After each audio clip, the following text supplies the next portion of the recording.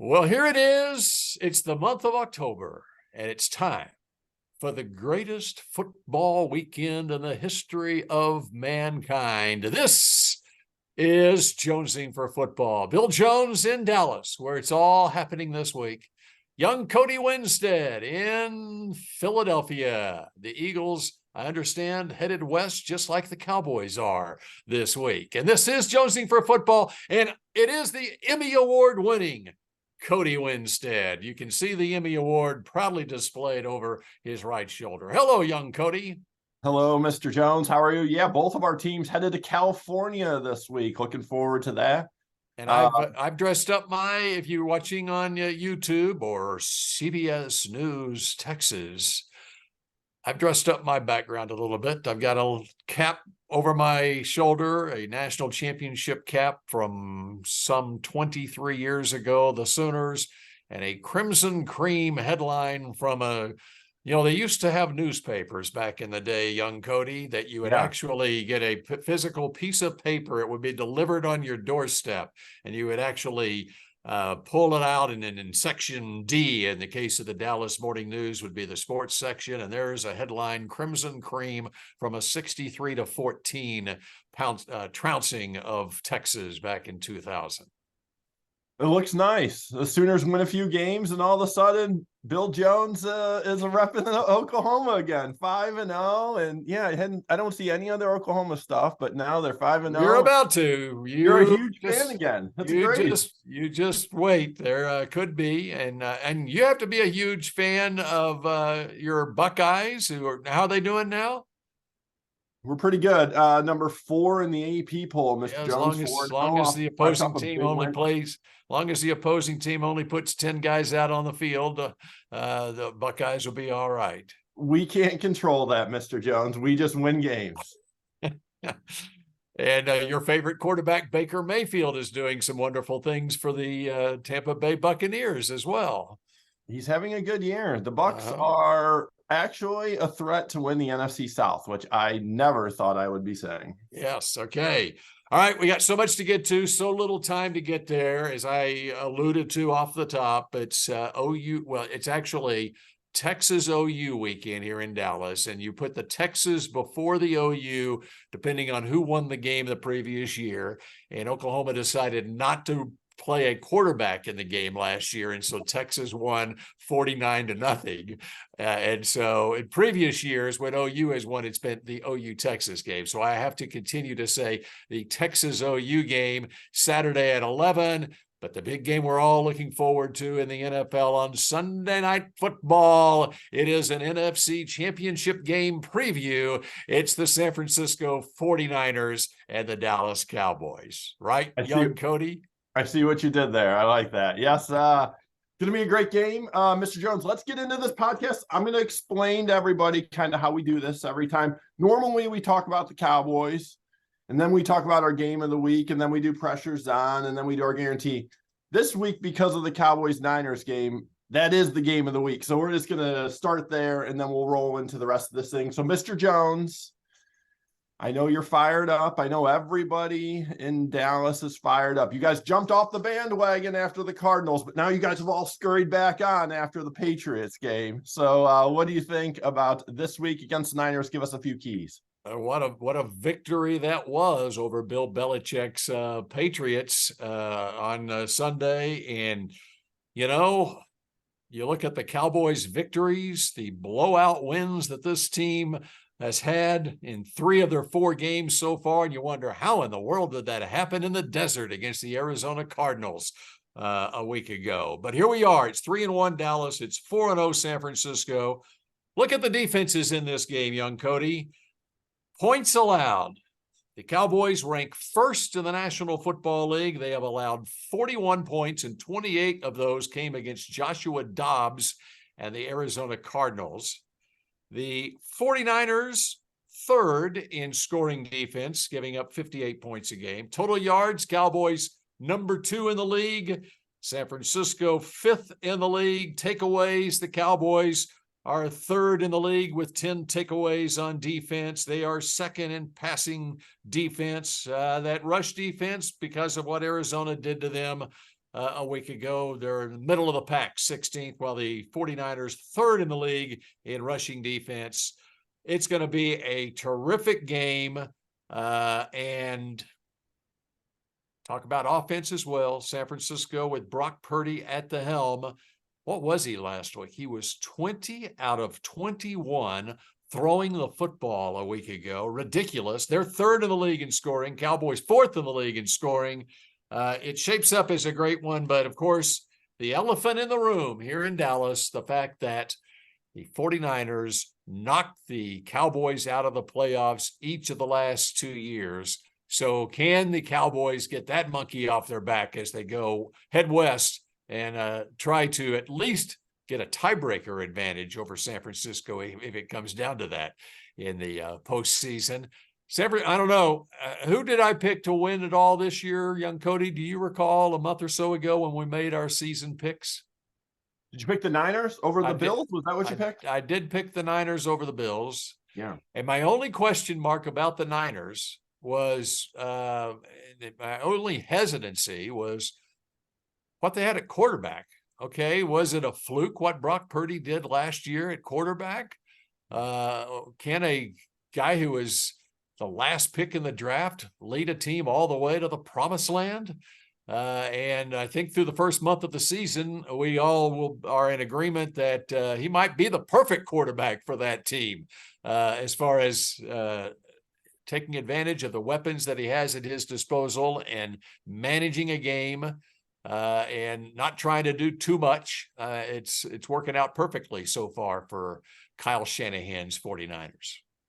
Yeah, amazing that San Francisco has scored 30 or more points in 7 straight games. That is incredible for Brock Purdy. The record there, I just got some notes and looked at it. New England has done it 10 straight games. So they're approaching the all-time record of 30 points in consecutive games. That's amazing. Couple of questions for you, Bill Jones. Yes. Let's start right there with Purdy.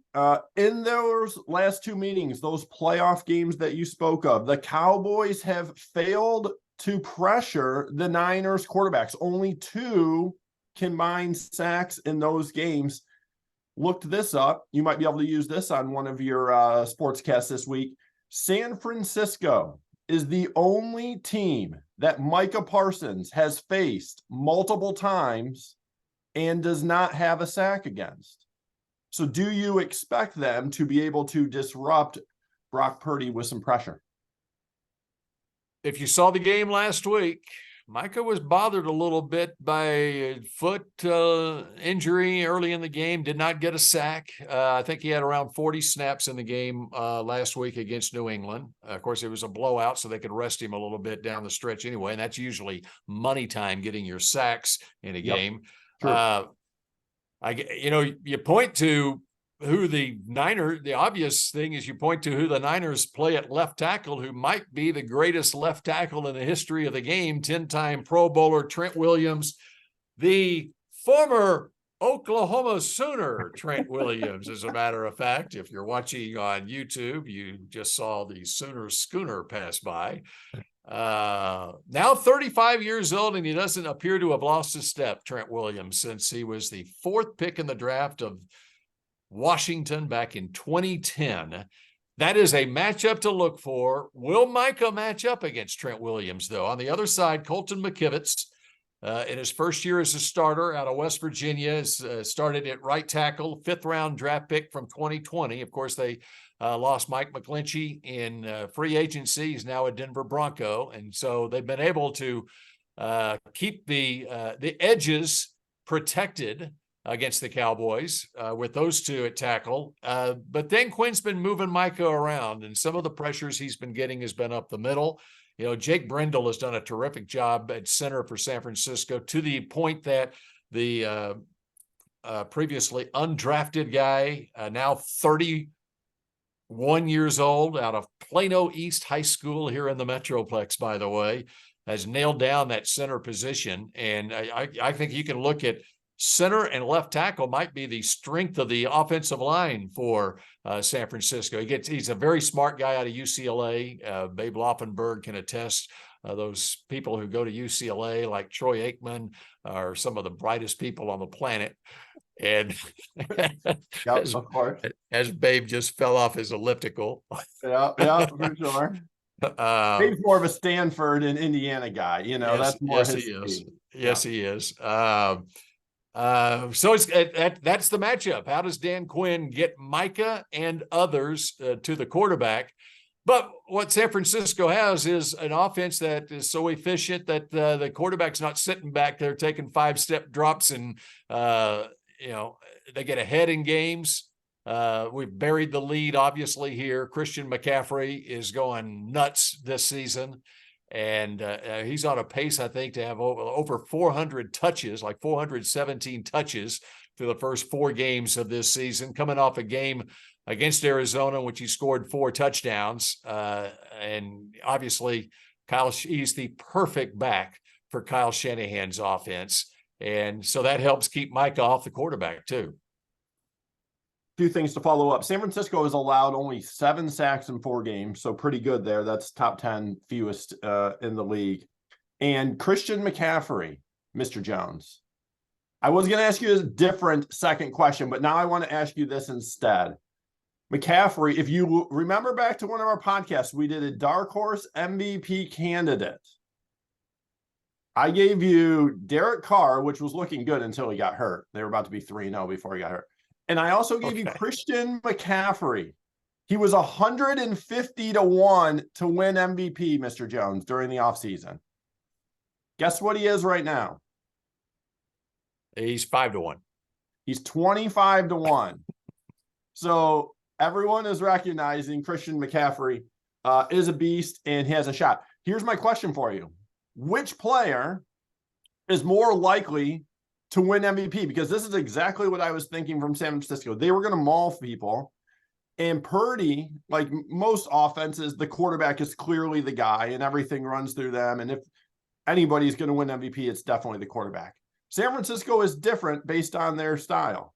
So which player is more important or more likely to win the MVP, Brock Purdy or Christian McCaffrey? Christian McCaffrey. Okay, because there is about a 12-year run of quarterbacks winning the MVP award, I think. Because Brock Purdy, last I checked, was 16-1 to win the MVP. So he is actually still odds on ahead of McCaffrey to win the award. Well, the difference there is the whole question on McCaffrey, especially the way he's being used by San Francisco. Can he stay healthy through the rigors of a 17-game season, even if they salted away the division and he didn't play the last couple of games, even in a 15-game season for him, can they keep him healthy? The nature of the running back position. So I can understand why you would have the quarterback with greater odds to win it than the running back, but the running back is more important to the San Francisco team than what the quarterback is. Okay. Would you Purdy agree? has the 7th best odds to win. McCaffrey has the 9th best odds as of right now. Just checked it. Okay. I got to ask you this real quick before I give you my game of the week.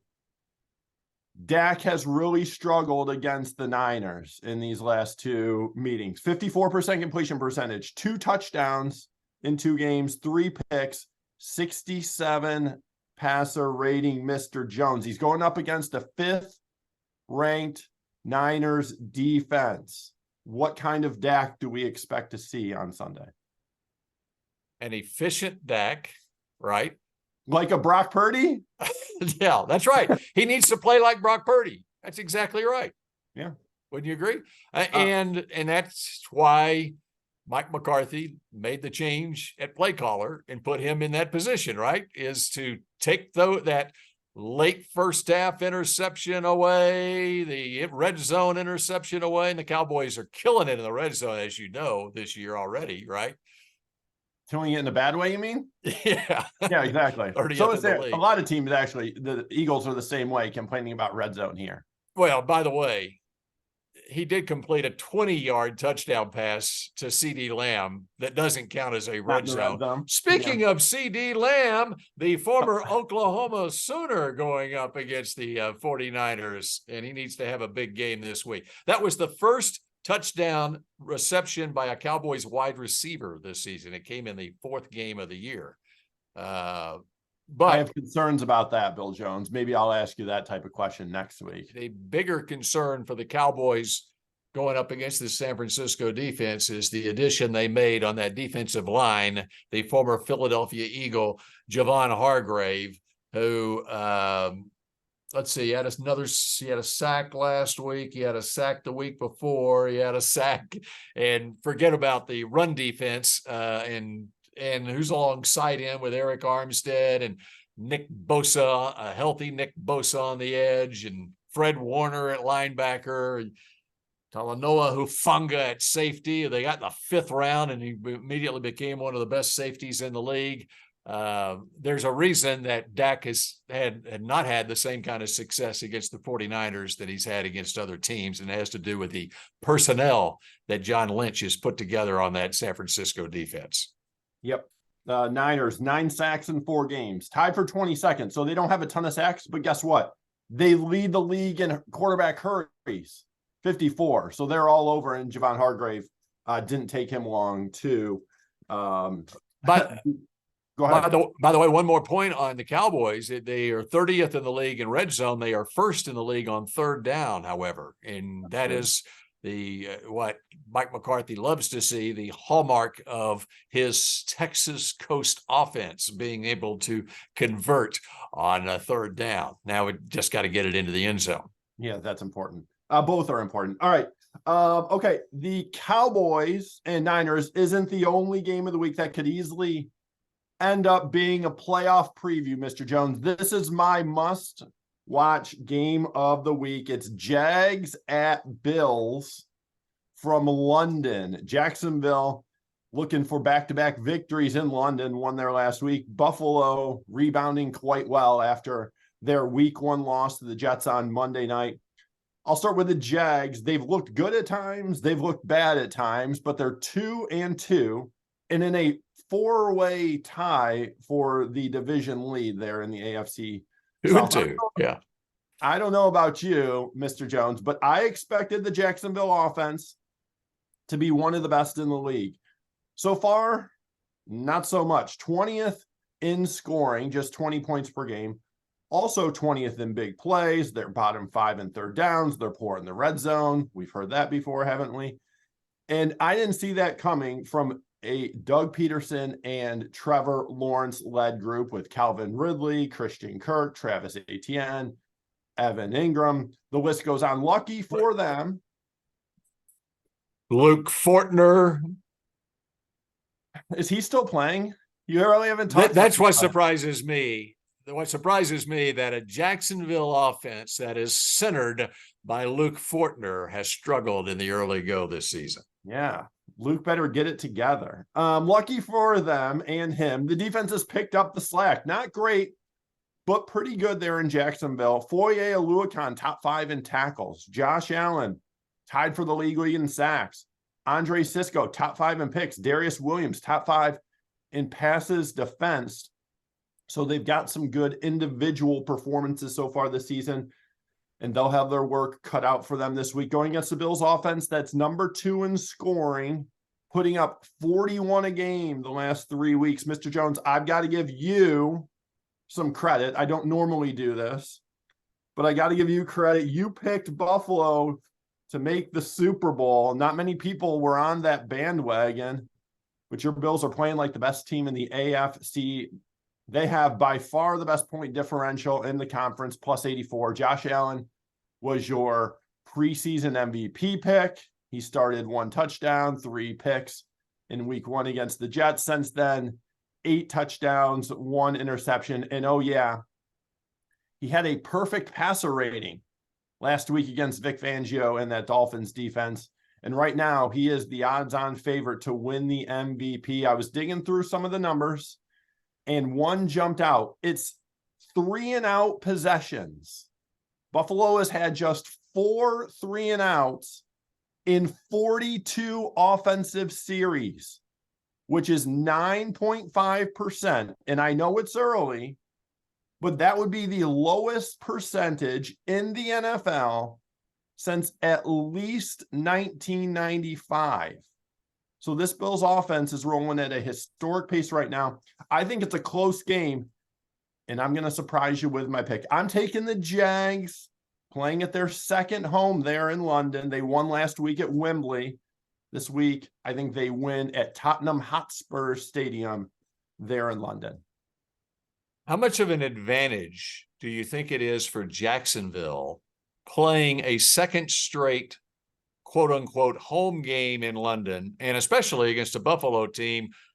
As much hype as there was about the Buffalo Miami game last week, and they destroy Miami 48-20, and then they get on a plane. It's not as long a flight as it could be from other places in the United States, but still, Jacksonville's been able to settle in there for a week and got a win under their belt, and probably feel like that's even more of a home field advantage than playing at home in Jacksonville. Not only that, not only the back-to-back weeks, but the Jags play in London every year. And so they're used to this trip and coming over and just how the flow of everything goes there. So yes, I do think that is a big key.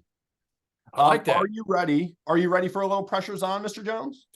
Yeah, let's do some pressures on. Who you got? Okay. You watched my New England Patriots against the Cowboys on Sunday, did you not? Are they still your New England Patriots? Well, I didn't factor in to my season prediction on the Patriots. I did not factor in them losing their first-round draft pick, Christian Gonzalez, for the season. Basically, they haven't officially ruled him out for the season, but he's torn labrum surgery. He's out for the season. Yeah. By the way, they just picked up J.C. Jackson from the Chargers, who hadn't fit in there, and I think he missed a court appearance maybe last week in Massachusetts. So it's probably better off that he get back to Massachusetts. Relocated, yeah, and so anyway, so that tells you Bill Belichick has not given up on the season, reacquiring J.C. Jackson, who was very good for them in the past. Yes, young Cody. They're really lucky Aaron Rodgers got hurt for the Jets, because they would have been 0-4, just like I predicted they would be after the first month of the season. And then I also did not project that Matthew Judon would be lost for the season in that Cowboys game too, as How come I saw that? This does not impact my prediction of 6 wins for New England. Having said that, I'm not coming off my prediction. He's done it so many times in the past. He's going to do it again. He's going to be a 500 team by the end of the year. And that's basically what I said he would be. They would be a 500 team. Now, they're a little behind the 8 ball right now, but it's time to get this thing rolling against a New Orleans Saints team that comes in a disappointment, according to young Cody, who had him pretty much playing in the Super Bowl this year with Derek Carr at quarterback. A 2-2 record. 12 games, and again, they were on their way to 3-0 when Derek Carr got hurt. Up 17. So pressure's on. The pressure is not on Bill Belichick. It's not on the LD Bell Blue Raider ex Dennis Allen, the head coach of the Saints. The pressure's on the 2 quarterbacks.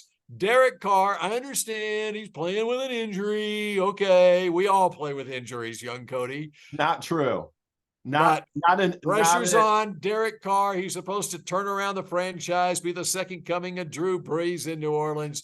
But the pressure is really on Mac Jones, who played about as bad a football game as a quarterback can play against the Cowboys last week. And if Belichick had any place to turn to at quarterback, he would be turning there now, but he's got to go with Mac Jones again this week. Mac Jones obviously was horrible. Derek Carr was nearly as bad. 37 pass attempts last week, 127 yards, 3.4 yards an attempt. Now, I'm no doctor, but it sounds like he shouldn't have been playing with that sprained AC joint. They have Jameis Winston. Last week, I outlined Jameis Winston's numbers as a Saints quarterback. He's pretty solid. Like, Derek Carr does not need to be playing if he's not healthy. Okay, but look at the season numbers for both these quarterbacks, Mac Jones and Derek Carr. I'm not talking last week. I'm talking season numbers. Mac Jones is 1-3. Now, New England has had to play Philadelphia Miami, and Dallas. That's their 3 losses. Yep. 3 of the top 5 teams in the league. And even the Jets have one of the best defenses in the league. And Carr at 2-2 so far. All right. Both these quarterbacks, okay, this year, 6.2 yards per attempt and a passer rating of 80.8 for Mac Jones, 80.1 for Derek Carr. They're almost putting up identical numbers this season. So the pressure's on both those 2 quarterbacks. They need to get things turned around this week when New Orleans heads to Foxborough to play the Patriots at noon on Sunday on CBS. That's true. Both of those guys are a lot of pressure on both those guys. All right. My pressure's on another quarterback, Joe Burrow. The fact that the Bengals are 1-3 and Burrow is awful is easily the biggest surprise of the first month of the NFL season. It's not even close. Clearly, Joe isn't healthy. He has very little mobility within the pocket, let alone getting outside the pocket and making big plays out there. It's just not happening. Not sure if you were able to watch any of their game last week against Tennessee. It was ugly. One of his 3 worst games as a pro. Cincinnati's longest pass was 17 yards, and they were down the whole game. They were playing catch up the entire game, and still their longest pass was 17 yards. Listen to these numbers, Bill Jones. I cannot believe I'm talking about Joe Burrow when I'm rattling these off. 69.1 passer rating, worst in the league. 4.82 yards per attempt, worst in the league. 42 offensive points scored, worst in the league. 5 big plays, worst in the league. 1 completion of 21 plus air yards, tied for, you guessed it, worst in the league. I should add, the offensive line hasn't played well there in Cincinnati, but that hasn't stopped Burrow in the past. A majority of his career, he's had to deal with subpar offensive lines, and he's won at damn near the highest level despite of it. This week, they have a very winnable game in the desert against your Cardinals, and one of 2 things needs to happen. Burrow needs to start playing like the highest paid player in NFL history, or he just needs to take some time off and rest and get healthy. So the pressure's on the $55 million a year quarterback, Joe Burrow. It is pretty amazing what's going on with him, and it shows that they need a backup quarterback in a desperate way in Cincinnati so that Joe Burrow could have taken some time off at the beginning of the season to get that calf fully healthy before he played in games. You can't play the quarterback position with an injury like that. I would agree. All right. How about some guarantees, Mr. Jones?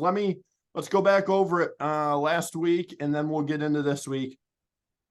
You said Zeke Elliott was going for 100 yards on the ground last week against the Cowboys. That did not happen. 6 carries, 16 yards. I knew Belichick was going to screw up that big Zeke homecoming thing. You just knew Belichick wasn't. Belichick didn't screw it up. Mac Jones did. Well, that too. Yeah. My prediction was Niners would hold the Cardinals to 7 or less. Arizona scored 16 against the Niners. So we both missed last week. So that makes us 1-2 this season, right? We're 1-2. And I do want to add that we're not predicting like the Lions are going to beat the Panthers, like easy stuff like that. We're going way out on these limbs. So these are one week. The second week of the season, I predicted that 4 teams to win games. That was my guarantee that all 4 of these teams will win games. So. Exactly. So we're going bold. Mr. Jones, hit us up with your guarantee for week 5, please. You know, I had a couple I was thinking about, and one of them, your Philadelphia Eagles headed to LA to play the Rams. I think that could be a trap game for them. The Rams have been one of the surprise teams in the league. Both these teams coming off overtime wins. I'm not sure what's going on. You would have a better read on what's going on with the Eagles secondary.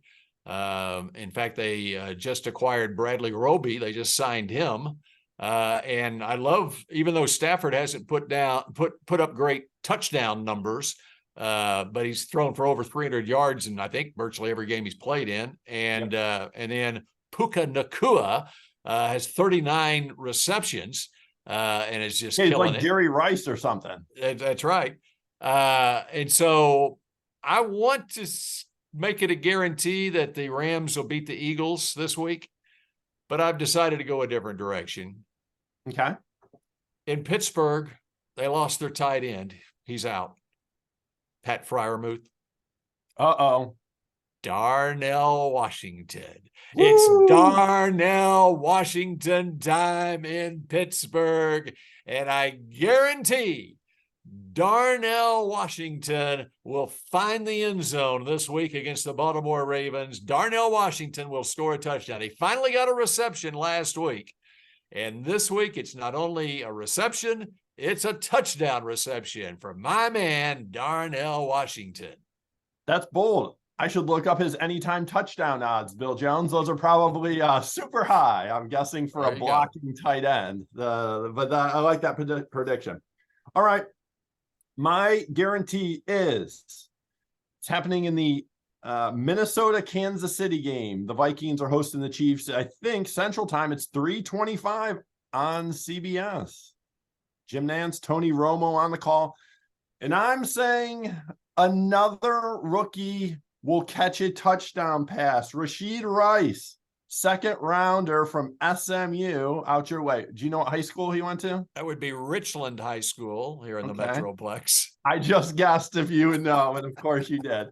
My prediction, Rashid Rice, over 100 yards and a touchdown this week for the Chiefs going against the Vikings. His season high is only 59 yards. He only has 140 total receiving yards through 4 weeks. He's only playing 37% of the snaps, but I think he breaks out in a big way on Sunday. And I'm so sure this is happening.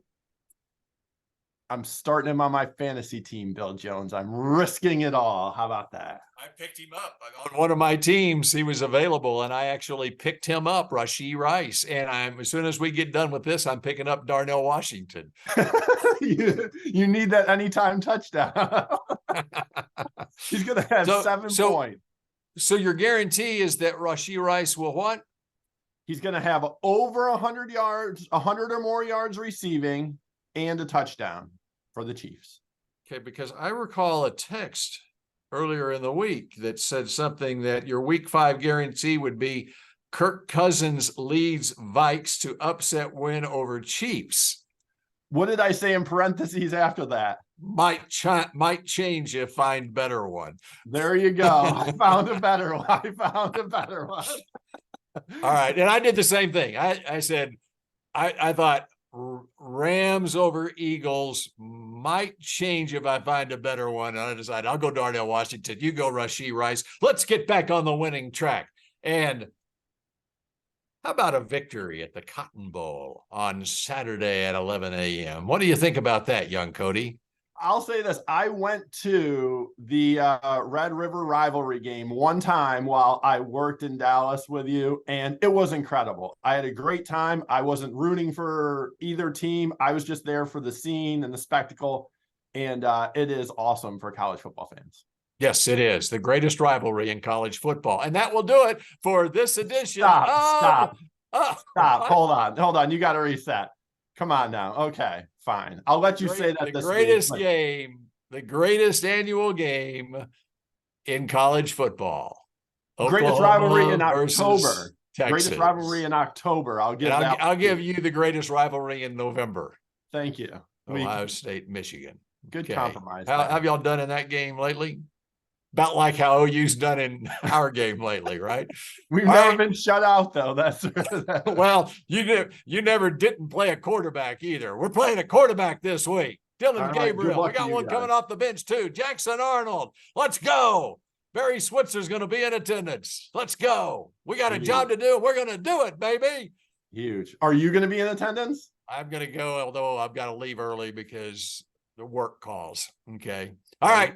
That does it for this week. Babe Laufenberg, enjoy your trip to the Bay Area, and we'll see you again next week on Jonesing for Football. See you, babe.